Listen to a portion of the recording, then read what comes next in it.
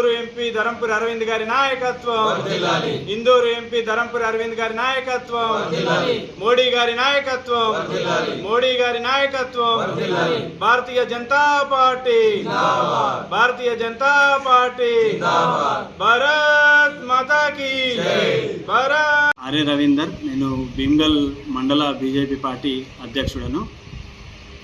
అయితే మేము మా భీమ్గల్ మండలంలోని 2 గ్రామాల నుంచి మేము ఎంపీ గారికి అభ్యర్థన చేయడం జరిగింది, ఎంపీ లాడ్స్ నుంచి డెవలప్మెంట్ ఫండ్స్ కోసం.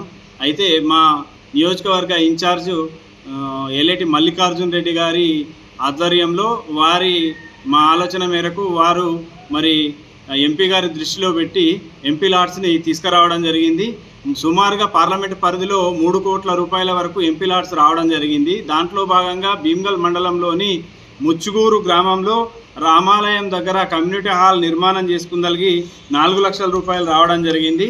అట్లాగే రాత్నగర్ గ్రామంలో మరి బస్సు షెల్టర్ కోసము రాత్నగర్ గ్రామంలో 4 లక్షల రూపాయల నిధులు రావడం జరిగింది.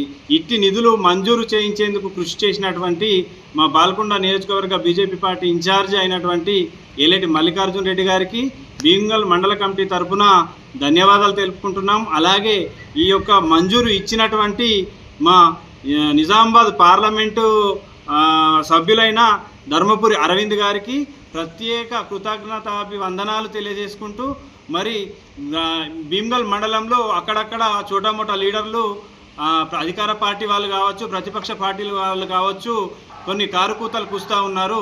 వాళ్ళకు మేము చెప్పదలుచుకున్నది ఏంటంటే, మా ఎంపీ గారు మరి అభివృద్ధి కోసము చాలా నిధులను ఇవ్వడం జరుగుతుంది, అభివృద్ధి చేస్తూనే ఉన్నారు. గతంలో ఏ ఎంపీ కూడా చేయనటువంటి రైల్వే ఓవర్ బ్రిడ్జిలు చేయడం జరిగింది.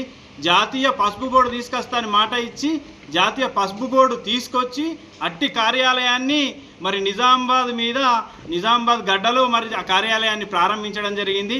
ఇట్లా అభివృద్ధి పథకాలలో అభివృద్ధి చేయడంలో మా ఎంపీ గారు ముందున్నారు.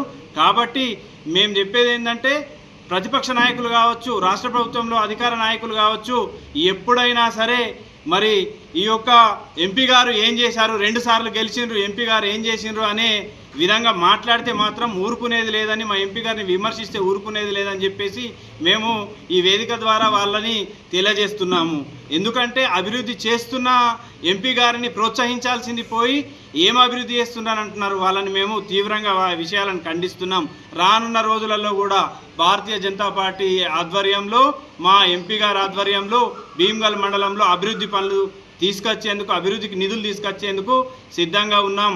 రానున్న రోజులలో కూడా స్థానిక ఎన్నికలలో కూడా మేము అన్ని స్థానాలలో పోటీ చేస్తున్నాం. భారతీయ జనతా పార్టీ తరఫున మేము ముందంజలో ఉన్నాం. ఖచ్చితంగా మెజారిటీ స్థానాలను భారతీయ జనతా పార్టీ గెలుచుకోబోతున్నది.